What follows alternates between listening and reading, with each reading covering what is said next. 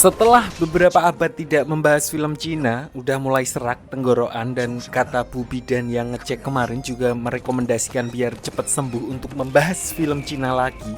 Oleh karena itu, untuk mengembalikan tenaga dalam yang katanya bisa jurus-jurus gitu, kita akan merangkum sebuah serial Cina yang berjudul Legend of Heroes yang menceritakan tentang pemuda lemah, lamban yang terpaksa harus berusaha keras untuk menjadi kuat di dunia bela diri dan akhirnya membuatnya menjadi sangat overpower. Kita langsung aja jam ke ceritanya.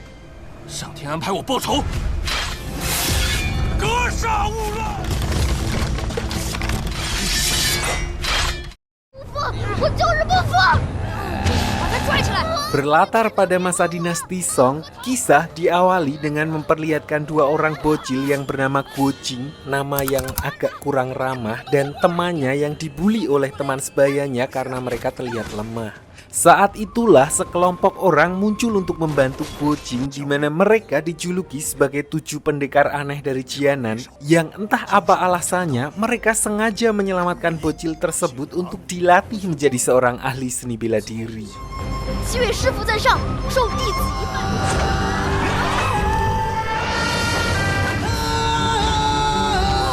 Perlu diketahui, pada zaman itu dunia persilatan sedang tidak baik-baik saja, di mana mereka yang merupakan ahli bela diri lumayan top global diserang oleh seseorang bernama Mei Chao Feng yang dijuluki sebagai iblis angin hitam bersama rekannya yang berniat menghancurkan dominasi kekuatan 7 pendekar aneh. Di tengah kekacauan tersebut, Guo Jing kecil yang menjadi korban sandera justru tidak sengaja menusuk titik nadi rekan Mei Chao Feng yang akhirnya membuatnya meninggal, dan Mei Chao Feng sendiri melarikan diri setelah terluka karena terkena serangan pada matanya. Dalam pertarungan tersebut, walaupun kolaborasi 7 pendekar aneh berhasil membuat mata Mei Chao Feng buta, sayangnya salah satu anggota 7 pendekar aneh harus meregang nyawa dalam pertempuran tersebut, jadi 6 pendekar aneh, di mana kejadian itulah yang akhirnya membuat Guo Jing semakin berambisi untuk fokus berlatih seni bela diri untuk membalas kematian gurunya. 弟子定不辜负师傅们的希望。不错，兴生功夫，他们已经能相胜。 Hari demi hari Guo Jing habiskan untuk berlatih bela diri. Namun sampai dewasa pun para gurunya tersebut justru pesimis setelah melihat potensi Guo Jing yang tidak menunjukkan progres yang bagus, atau zaman saya dulu ada ungkapannya, bego. Bahkan salah satu anggota 6 pendekar aneh mengusulkan untuk mengembalikannya ke asalnya dan mengaku kalah dari perjanjian mereka dengan seseorang. Dari sini akhirnya diketahui alasan mereka melatih Guo Jing adalah untuk menciptakan pemuda berbakat di mana dia akan diadu dengan seseorang yang tidak lain adalah saudara angkatnya. Meskipun begitu, pemimpin 6 pendekar aneh masih percaya dan optimis bahwa suatu saat Guo Jing akan menjadi kuat jika ditempa dan dilatih dengan benar. 没有退缩的道理。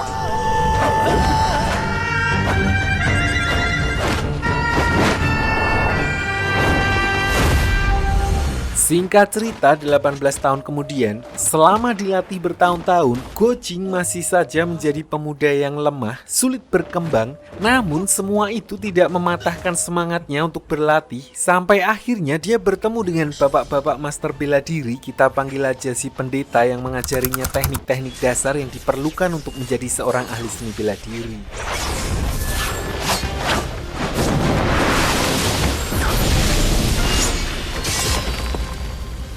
Dengan metode pembelajaran yang lebih ringan dari guru yang berbeda, pikiran Guo Jing pun lebih terbuka dan langsung berhasil menerapkan apa yang selama ini dia pelajari. Bahkan untuk pertama kalinya, dia berhasil memberikan ulti yang cukup berarti terhadap gurunya.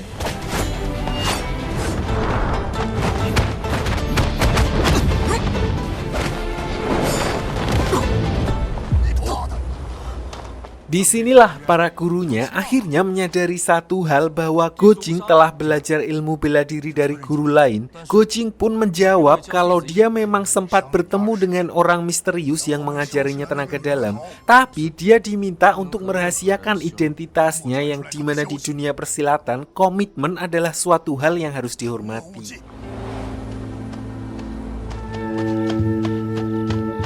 Penasaran dengan guru baru Gojing, mereka pun memutuskan untuk mengikutinya dari belakang untuk mencari tahu siapa sebenarnya orang misterius tersebut. Dan begitu sampai di sebuah hutan, mereka akhirnya menyadari kalau tempat itu merupakan persembunyian Mei Chaofeng setelah menemukan bukti tengkorak dengan bekas luka cakar di tempat tersebut.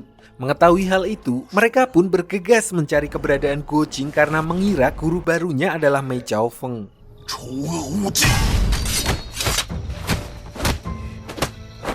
Sementara itu, Gojing yang berada di tengah hutan tiba-tiba dihampiri oleh pendeta yang mengajaknya bersembunyi setelah mengetahui kalau tempat tersebut merupakan tempat di mana Mei Chaofeng melakukan ritual, sementara mereka berdua tidak akan sanggup untuk melawannya. Saat itulah 6 pendekar aneh muncul untuk menghabisi Mei Chaofeng dan menyudahi apa yang terjadi 18 tahun yang lalu. 除恶务尽。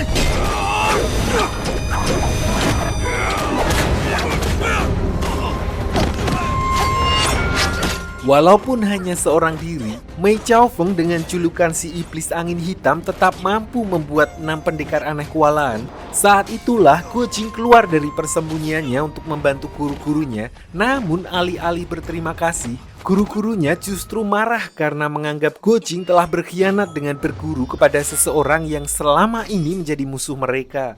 Beruntung si pendeta muncul untuk menjelaskan fakta sebenarnya kepada mereka. 久仰江南奇侠的威武，两位且慢动手。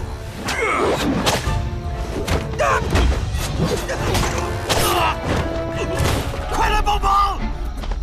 Setelah semuanya jelas, mereka pun bergegas untuk saling bekerja sama dan bahu-membahu melawan Mei Chaofeng.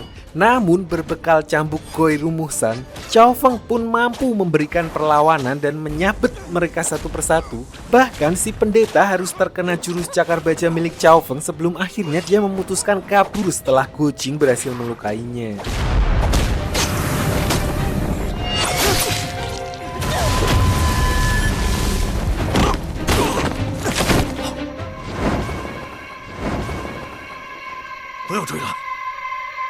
Keesokan harinya, keenam pendekar aneh kemudian meminta Gojing untuk pergi sendiri menghadiri janji pertemuannya dengan saudara angkatnya, sementara mereka harus menuntaskan perlawanannya dan mencari Mei Chaofeng mumpung dia masih dalam kondisi terluka.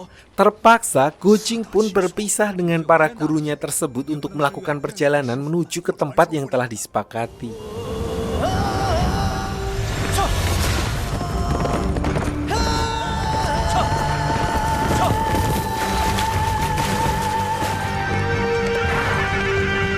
Di tengah perjalanan, Gojing sempat menyelamatkan seorang wanita berpakaian pengemis bernama Huang Rong yang ketahuan mencuri bakpao, di mana dengan sifat welas asih dan legowo yang dimiliki oleh Gojing, dia malah membelikannya semua makanan yang dipesan Huang Rong. Anehnya, Huang Rong yang merupakan pengemis bisa tahu betul makanan-makanan mewah yang menegaskan kalau dia berasal dari keluarga kaya.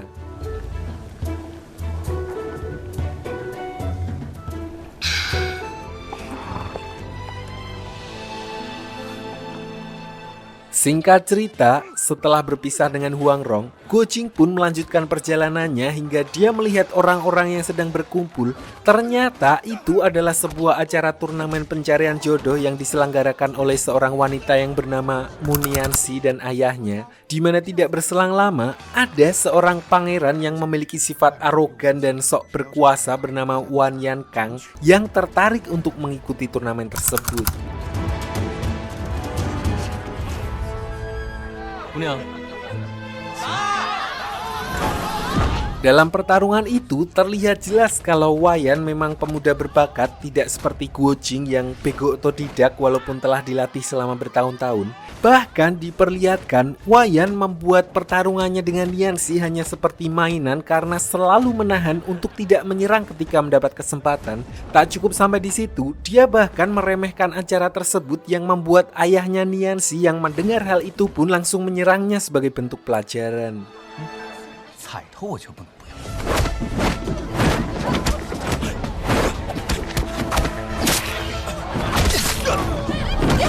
要。Namun alih-alih memberikan pelajaran, serangannya bukanlah masalah bagi Wayan, di mana justru beliaulah yang harus terkena jurus dari Wayan, yaitu Cakar Baja, di mana kejadian itu pun sempat membuat Gojing heran karena teringat dengan jurus milik Mei Chao Feng yang menegaskan kalau Wayan mempunyai hubungan dengannya.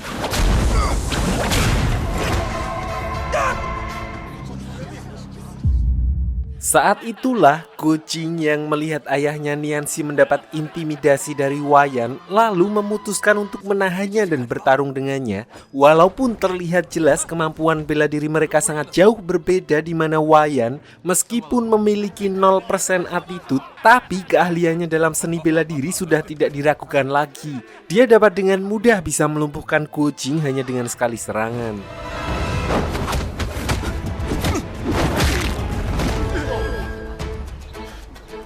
Sementara itu, Gojing meskipun lemah, dia terlalu polos untuk melihat ketidakadilan di depannya dan juga merupakan tipikal orang yang tidak gampang menyerah pun terus kembali bangkit sampai pada akhirnya ketika Wayan mendapat kesempatan untuk memberikan serangan terakhirnya, Gojing hampir meninggal kalau saja dia tidak diselamatkan oleh seorang pendeta yang merupakan saudara perguruan dari pendeta di awal film.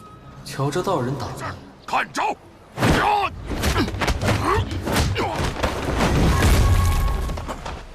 Pada pertemuan ini, si pendeta sempat menanyakan kepada Wayan tentang siapa sosok gurunya karena beliau sangat menyayangkan jika seorang pangeran memiliki teknik bela diri terlarang, yaitu Cakar Baja milik Mei Chao Feng. Sadar kalau pendeta itu memiliki wawasan yang cukup luas, takut kalau dia akan viral karena mempelajari teknik terlarang, Wayan pun menyuruh keempat penjaga kerajaan Jin untuk menghabisi pendeta tersebut.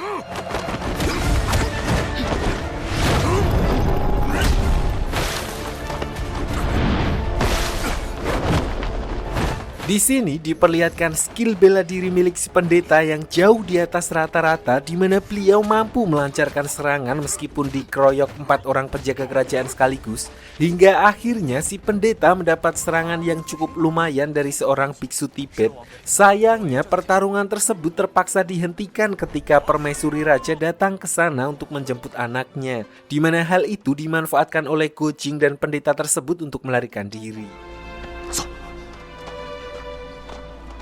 Namun sampai di sini pun dia tidak bisa dengan mudah pergi dari sana karena diperlihatkan si pendeta yang mengalami luka yang cukup serius setelah pertarungannya dengan keempat penjaga kerajaan. Mereka kembali dihadang oleh sekelompok bandit pengkolan. Untungnya Gojing mendapat bantuan dari Huang Rong yang menyuruhnya untuk segera pergi dan memberikan pertolongan kepada si pendeta, sementara dirinya akan mengurus masalah tersebut.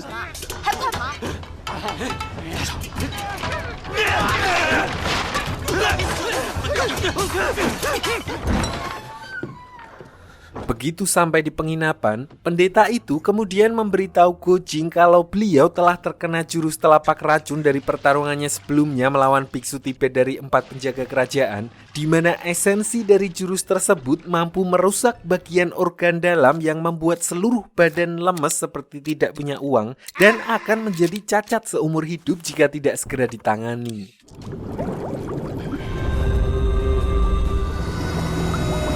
Oleh karena itu, dengan pengalaman 4 tahun di PKU Kota, beliau membuat resep sendiri dan meminta Gojing untuk segera membeli obat tersebut di apotek terdekat sebelum terlambat. Namun, meskipun obat tersebut adalah obat yang bisa dengan mudah ditemukan, Gojing yang telah mencari kesana kemari sampai capek, usahanya tidak membuahkan hasil apapun karena ternyata 4 penjaga kerajaan itu telah memerintahkan para anak buahnya untuk membeli semua bahan obat penawar dari racun yang mereka gunakan di semua apotek di kota itu.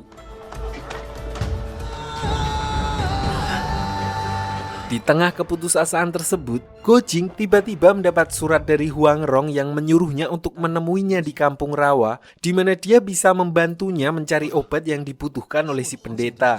Karena nggak ada pilihan lain, Gojing pun bergegas menemui Huang Rong. Namun sebelum berangkat, si pendeta sempat berpesan agar Gojing berhati-hati karena dia merasa Huang Rong memiliki gerakan dan jurus yang memancarkan aura negatif. 这就去吧，这些药材可询问。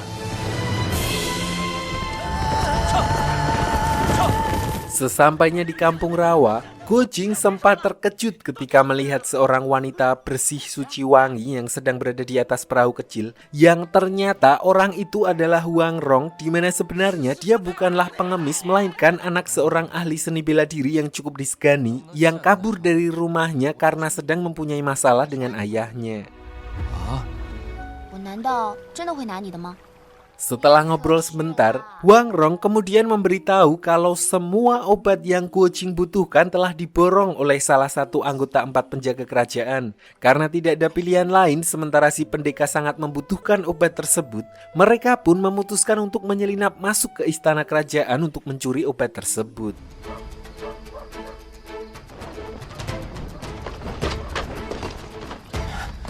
Namun, alih-alih langsung masuk ke ruang obat, Guo Jing dan Huang Rong justru melipir ke ruang tahanan di mana mereka dibuat terkejut setelah mengetahui kalau ternyata Nianxi dan ayahnya yang bernama Paman Kang telah dikurung di penjara istana oleh Wayan. Di mana diperlihatkan kalau di sini Wayan sempat menyatakan kalau dia akan menikahi Nianxi asalkan mereka mau menunggu waktu yang pas. 世间罕有，待这事儿冷一冷之后。 Sebenarnya Paman Kang atau ayahnya Nianxi setuju-setuju saja untuk menikahkan anaknya dengan Wayan, mengingat Wayan sendiri merupakan pangeran kerajaan yang otomatis beliau tidak perlu memikirkan biaya dekor, rias, dan ubo-rampe lainnya, di mana Paman Kang hanya meminta satu hal, yaitu dipertemukan dengan ibunya Wayan. Belum diketahui secara pasti siapa sebenarnya Paman Kang ini. Yang jelas beliau tahu betul siapa sosok permaisuri ibunya Wayan.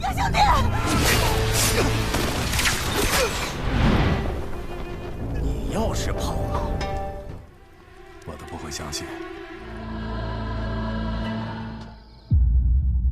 Sampai di sini, Guo Jing dan Huang Rong lalu secara diam-diam mengikuti Wan Yan yang sedang menuju ke kediaman ibunya. Namun ketika mereka melihat kondisi ibunya Wan Yan, mereka sempat dibuat heran kenapa seorang permaisuri berpakaian lusuh dan bertempat di rumah yang sudah usang. Yang hal itu tidak mencerminkan seorang permaisuri kerajaan, bahkan berlawanan dengan gaya hidup seorang permaisuri beneran yang biasanya terkenal glamor dan mewah. 还住在这么破破烂烂的屋里。 你戏弄了人家妇女。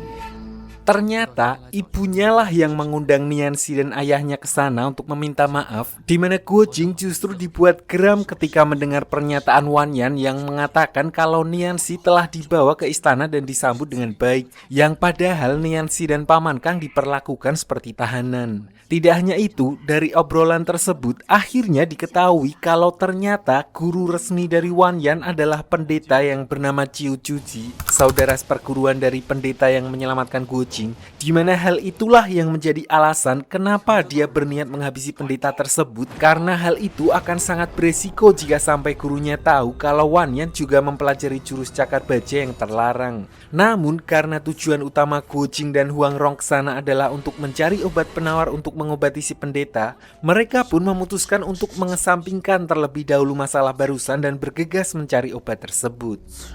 不理他们，咱们找药去。走。 Masalahnya, mereka tidak tahu di mana obat tersebut disembunyikan dan oleh karena itu, Huang Rong kemudian memaksa salah satu pengurus kediaman kerajaan di sana gantian meracuninya dan menyuruhnya untuk menemui salah satu dari 4 penjaga kerajaan yang bertanggung jawab menyimpan obat tersebut. Berbekal surat rujukan yang sebelumnya dibuat oleh Wan Yan, penjaga kerajaan itu pun akhirnya bersedia memberikan obat penawar dan menyuruh anak buahnya untuk mencarikan obat tersebut, di mana Guo Jing bergegas menuju ke ruang obat bersama mereka, sementara Huang Rong diam-diam mengintai pembicaraan keempat penjaga kerajaan yang sepertinya akan membahas urusan penting. 那时候都说精兵天将，恭迎王爷。 Tidak lama berselang, Raja Zhao, raja generasi ke-6 dari dinasti Jin atau ayahnya Wan Yan muncul, di mana dia membahas tentang seorang penulis bernama Yu Fei dari dinasti Song yang pernah mengalahkan dinasti Jin 100 tahun yang lalu. Sayangnya selama masa perang, Yu Fei dan semua kitab yang ditulisnya menghilang, di mana sekarang Raja Zhao berniat mencari kitab tersebut dan kembali menyerang dinasti Song menggunakan strategi militer formasi perang buatan Yu Fei yang terkenal jenius. Dengan begitu, mereka akan memiliki kesempatan untuk menang melawan dinasti Song. Jadi gampangnya, Ada 3 kerajaan yang akan berperan cukup besar nantinya, yaitu dinasti Qin, Wanyan, dan ayahnya yaitu Raja Zhao. Lalu Mongolian, tempat di mana Guo Jing melarikan diri dan dibesarkan. Lalu dinasti Song, kerajaan di mana orang tua Guo Jing berasal. Nah, sekitar 100 tahun yang lalu, seorang ahli strategi militer yang sangat jenius dari dinasti Song bernama Yu Fei, dia merangkum dengan sangat rinci semua ilmu pengetahuannya tentang strategi militer menjadi sebuah kitab. Namun sayang, kitab tersebut menghilang selama kekacauan terjadi. 一直到岳飞死后，但他没想而得罪了众多的高手。二位请进。 Kembali ke Guo Jing yang sudah sampai di ruang obat. Ketika si pelayan berniat mengambil obat yang dimaksud, saat itulah dia baru menyadari kalau Guo Jing adalah penyusup yang tempo hari pernah berduel dengan Wanyan, sehingga dia pun memutuskan untuk menguncinya di ruang obat dan bergegas memberitahukan hal itu kepada keempat penjaga kerajaan. Dalam kondisi panik itu, Guo Jing yang mencoba keluar justru mendapat masalah tambahan ketika seekor ular Indosiar peliharaan salah satu dari keempat penjaga kerajaan keluar dari tempatnya dan berniat menghabisi Guo Jing. Keadaan seperti ini biasanya membuat seseorang akan melakukan apapun asal nyawanya selamat, di mana Guo Jing yang sudah terlilit ular tersebut tidak ingin menjadi makanan ular itu. Dia melakukan hal yang ekstrim dengan mencokot dan menghisap darah ular tersebut, yang akibatnya meskipun dia dapat membunuh ular itu, seluruh tubuhnya merasakan hawa panas yang tidak normal.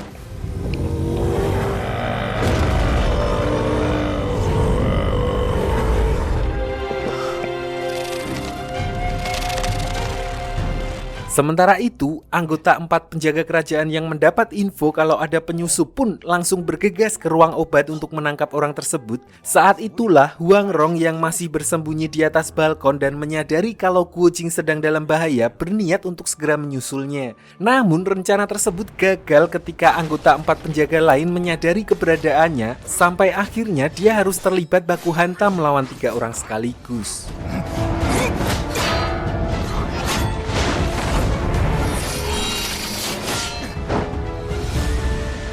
Diperlihatkan, walaupun Huang Rong bisa dikatakan anak kemarin sore, namun teknik bela dirinya bahkan jauh di atas Guo Jing, di mana dia berhasil keluar dari tekanan meskipun melawan 3 penjaga kerajaan sekaligus. Dan yang lebih mengejutkan lagi adalah Huang Rong memiliki armor tier legend yang bernama Zirah Landak, di mana benda itu merupakan harta pusaka yang berasal dari Pulau Bunga Persik dan tidak sembarang orang bisa memilikinya. Dari sini akhirnya diketahui kalau Huang Rong berasal dari Pulau Bunga Persik, tempat di mana salah satu dari 5 master bela diri top global tinggal. Meskipun para penjaga kerajaan tersebut agak segan mendengar nama Pulau Bunga Persik, namun untuk menghindari masalah di kemudian hari, mereka pun justru kembali menyerang Huang Rong dan berniat menghabisinya.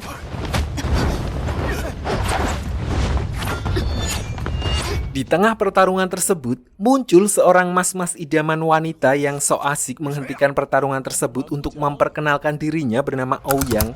Perlu diketahui, dia juga adalah keponakan salah satu dari 5 master bela diri top global yang memiliki julukan Racun Barat, di mana orang itu merupakan sekutu dari Raja Zhao, sehingga beliau menyambut kedatangan keponakannya dengan ramah. Untungnya Huang Rong berhasil memperdayai dirinya dalam sebuah permainan sehingga dia bisa melarikan diri dan bergegas menemui Guo Jing yang sedang dalam bahaya.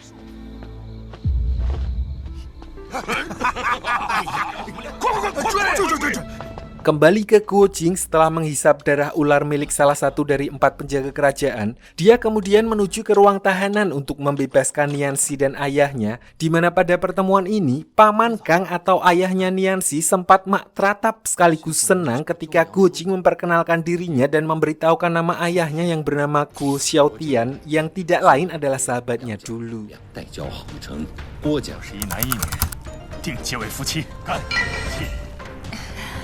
郭靖，寇建阳叔父，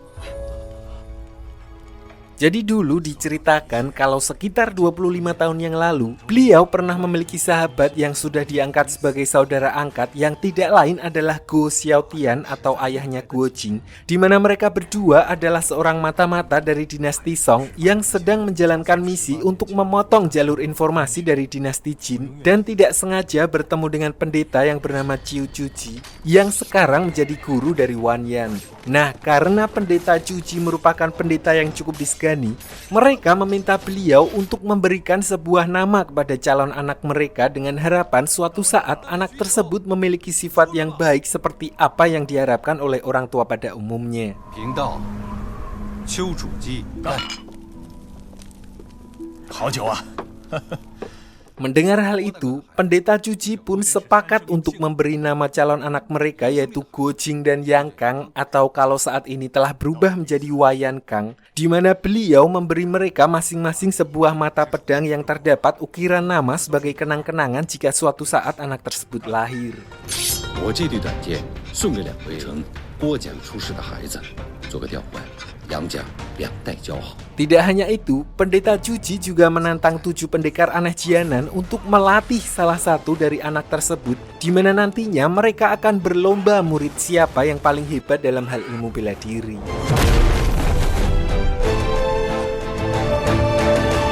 Namun, entah kenapa persembunyian mereka tiba-tiba diketahui dan langsung dikepung oleh prajurit dari dinasti Jin, sehingga ayahnya Guo Jing mengorbankan dirinya demi menyelamatkan Paman Kang dan istri mereka yang sedang hamil. Tapi masalahnya, Paman Kang sendiri juga terkena anak panah dan terjatuh ke sebuah jurang, sehingga sampai saat ini pun beliau tidak mengetahui nasib istrinya, begitu juga dengan ibunya Guo Jing yang sampai saat ini tidak tahu di mana beliau berada. 放心，我找到大嫂，就为了寻到国家大嫂。 Untungnya, Paman Kang masih selamat dalam insiden tersebut dan sampai di sini, hidup sebagai buronan, Paman Kang lalu mengubah identitasnya dan selama 18 tahun ini, beliau bertemu dengan seorang gadis kecil yang beliau angkat menjadi murid yang tidak lain adalah Nianxi. 快快起来！ Kembali ke masa sekarang, ketika Guo Jing berniat membawa mereka keluar dari tempat tersebut, tiba-tiba ibunya Wan Yan muncul untuk membebaskan ayahnya Nianxi setelah mendapat berita bahwa mereka diperlakukan seperti napi. Tapi di sini, ayahnya Nianxi justru membuang muka dan tidak ingin melihat wajahnya ibunya Wan Yan, bahkan sama sekali tidak mengucapkan terima kasih setelah dibebaskan. 都怪小儿不懂事。 Sementara itu, Guo Jing yang keluar sendirian untuk mencari keberadaan Huang Rong justru bertemu dengan beberapa bandit yang tempo hari bermasalah dengannya, di mana Guo Jing menyadari ada yang aneh pada tubuhnya karena kekuatannya telah naik secara signifikan dan bahkan mampu mengimbangi perlawanan 4 bandit tersebut sekaligus.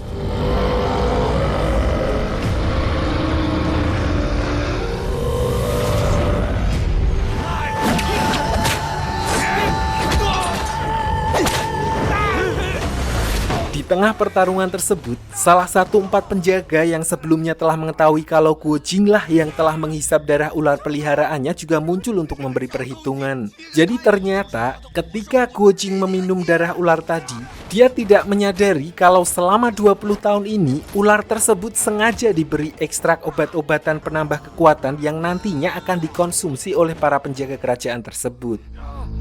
还我射血！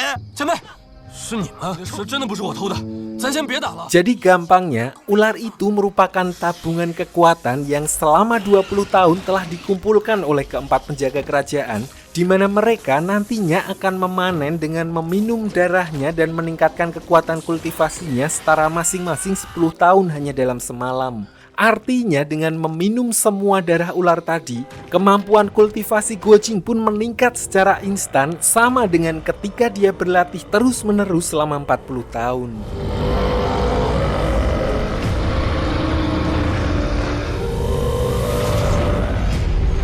Itulah alasan badannya terasa panas setelah meminum darah ular tadi, dan sampai di sini serangan anggota 4 penjaga kerajaan itu pun mampu dipatahkan dengan mudah karena Guo Jing telah membuka esensi kekuatan di tubuhnya. Sebenarnya Guo Jing bisa saja dengan mudah mempermainkan orang-orang itu, tapi masalahnya dia adalah pemuda yang mohon maaf agak dongo. Jadi dia belum menyadari kekuatan tersebut, di mana dia justru memutuskan untuk melarikan diri dan bersembunyi daripada capek berantem.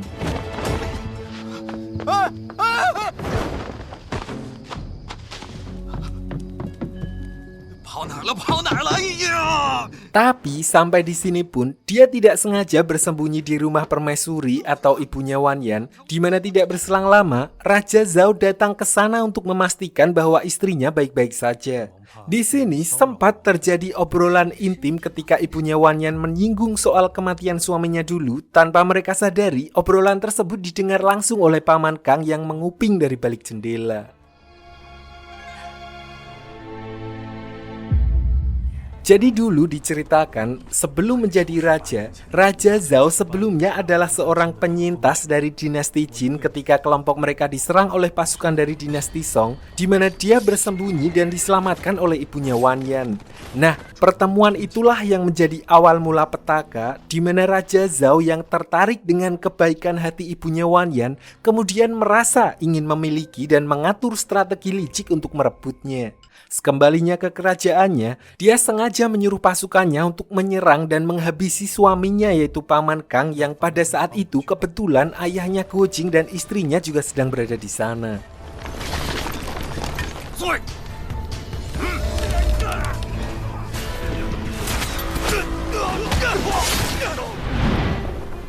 Setelah misi tersebut berhasil, Raja Zhao kemudian berperan seolah-olah telah menyelamatkan nyawa istrinya Paman Kang dan membawanya kembali ke dinasti Jin, yang padahal semua itu memang sudah direncanakan dari awal. Bahkan sampai saat ini pun, Raja Zhao masih menyembunyikan kebenaran tersebut dari istrinya dan justru memberitahu kalau Paman Kang telah meninggal setelah jatuh ke dalam jurang. Dari sini akhirnya terkuak fakta sebenarnya kalau ternyata ibunya Wan Yan merupakan istri sahnya Paman Kang, dan itu artinya Wan Yan adalah anak kandung mereka. Hal itulah yang menjadi alasan utama kenapa beliau sempat makdek ketika pertama kali mendengar suara ibunya Wan Yan dan berusaha buang muka karena tidak ingin mengganggu kehidupan istrinya yang sekarang telah menjadi seorang permaisuri. 都怪小儿不懂事。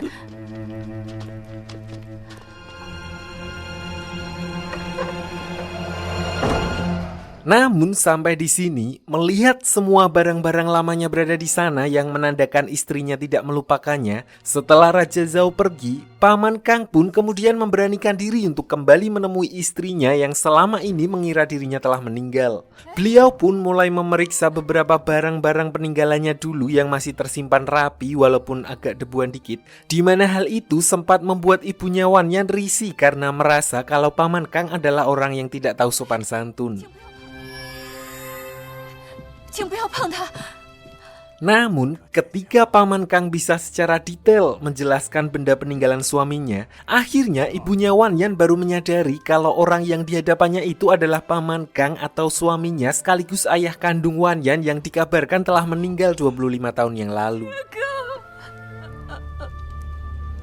心若， Di tengah situasi haru tersebut, Wan Yan tiba-tiba kembali ke sana ketika mendengar suara ibunya berbicara dengan seseorang yang hal itu membuat beliau panik dan bergegas menyembunyikan suaminya di lemari karena merasa sekarang belum waktunya untuk menjelaskan masalah tersebut. Sialnya, Wan Yan yang telah menyadari adanya seseorang yang mencurigakan, tanpa basa-basi melemparkan sebuah tombak yang membuat Paman Kang sedikit terluka, di mana hal itu membuat Guo Jing yang sedari tadi menguping pembicaraan mereka terpaksa menunjukkan diri untuk menengahi keributan tersebut. 是你的亲生爹爹。 Sampai di sini, keadaan itu pun memaksa ibunya Wan Yan untuk memberitahu fakta sebenarnya kalau bapak-bapak berpakaian lusuh di hadapannya itu adalah ayah kandungnya, sedangkan Raja Zhao hanyalah ayah tirinya. Yang otomatis pengakuan beliau barusan juga membuat Guo Jing teratap karena itu artinya Wan Yan adalah saudara angkatnya. Sementara Wan Yan sendiri yang pertama kali mendengar hal itu pun sempat syok dan bahkan menganggap ibunya halu. 我让我爹和你说，他他女儿叫穆念慈。你的爹爹在这里啊！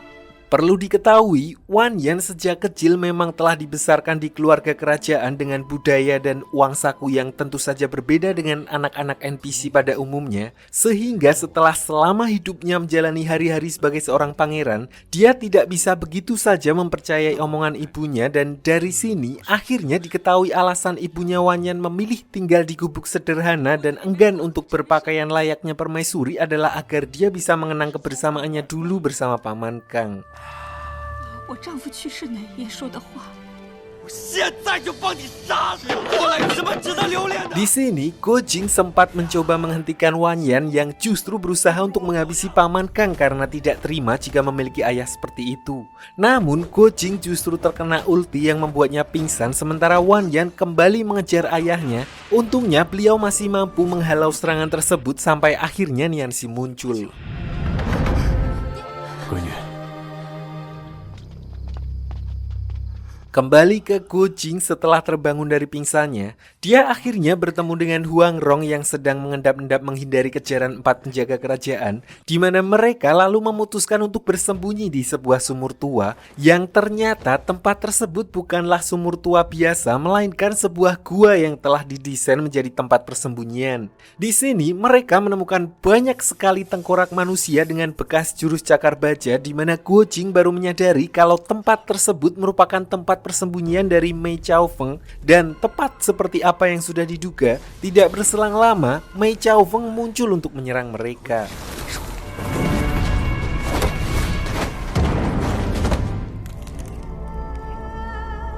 Di momen ini, sempat terjadi hal yang menarik ketika Mei Chaofeng mengenali suara Gojing meskipun matanya kini telah buta dan kakinya lumpuh akibat pertarungannya terdahulu.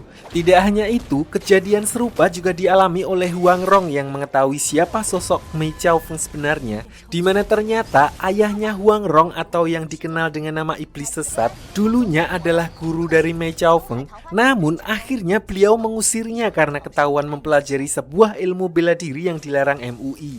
Mengetahui hal itu, Huang Rong berjanji akan membujuk ayahnya agar mau menerimanya kembali menjadi muridnya, asalkan dia mau membantu mereka melawan prajurit dinasti Jin, di mana Mei Chaofeng yang masih dihantui rasa berdosa dan capek karena terus diburu pun akhirnya menyetujui kesepakatan tersebut. 愿听师妹差遣。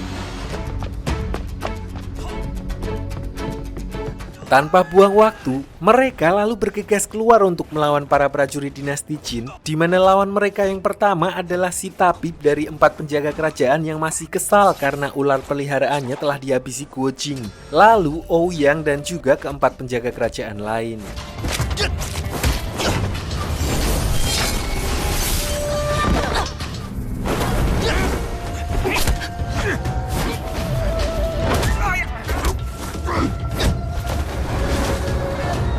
Sementara itu, Paman Kang dan istrinya yang masih mencoba keluar dari istana tiba-tiba dihadang oleh Wanyan dan prajuritnya yang justru menganggap beliau adalah penyusup yang berniat membawa kabur permaisuri kerajaan. 赏金100两。这边。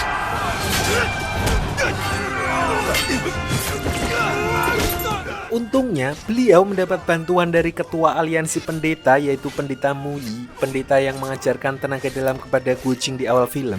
Yang di sini entah dari mana datangnya, di mana dia berniat membantu Paman Kang dan istrinya keluar dari tempat tersebut.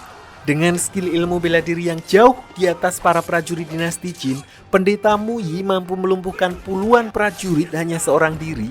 Saat itulah Raja Zhao yang juga mendengar keributan tersebut, menyadari kalau prajuritnya tidak akan bisa mengatasi Pendeta Muyi, kemudian menyuruh Wanyan untuk segera memanggil bala bantuan.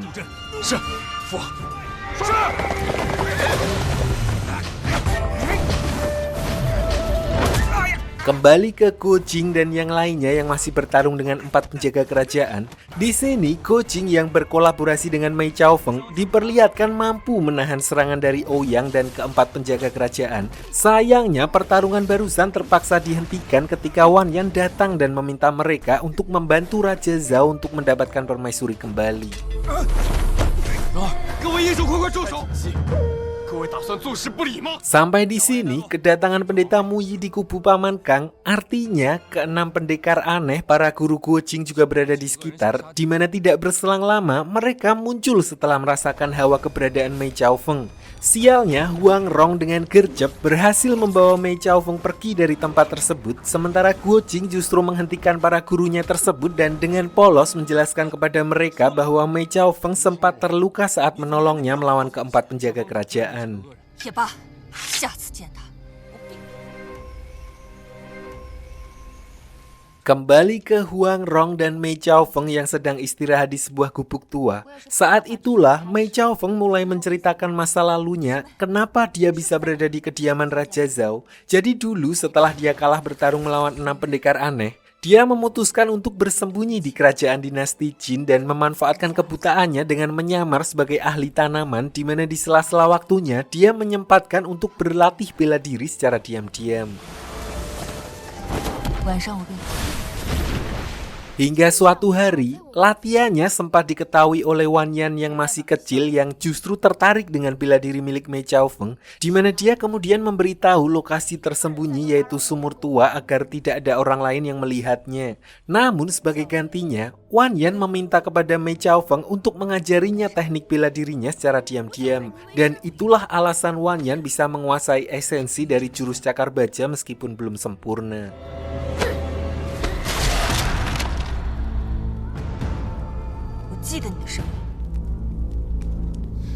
Sementara itu di sisi lain, diperlihatkan Paman Kang dan yang lainnya yang masih dikejar oleh pasukan Raja Zhao, mereka akhirnya terkepung di tengah hutan di mana pendeta Cuci, guru resmi dari Wayan Kang, Guojing dan yang lainnya akhirnya juga muncul di sana.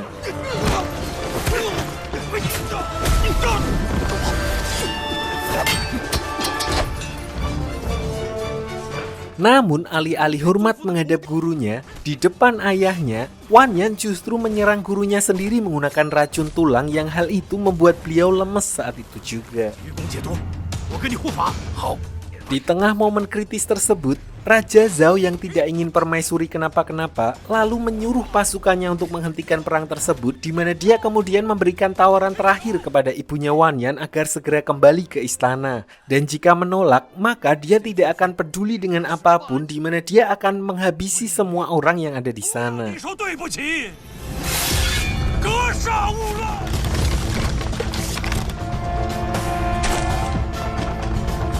前们。 Di sini, Paman Kang yang sadar betul kalau kehadirannya sekarang hanyalah membuat masalah, akhirnya membuat keputusan yang di luar nurul di mana beliau melakukan on goal untuk mengakhiri semuanya. Dan yang lebih mengejutkan lagi adalah ibunya Wan Yan kemudian juga mengikuti jejak suaminya.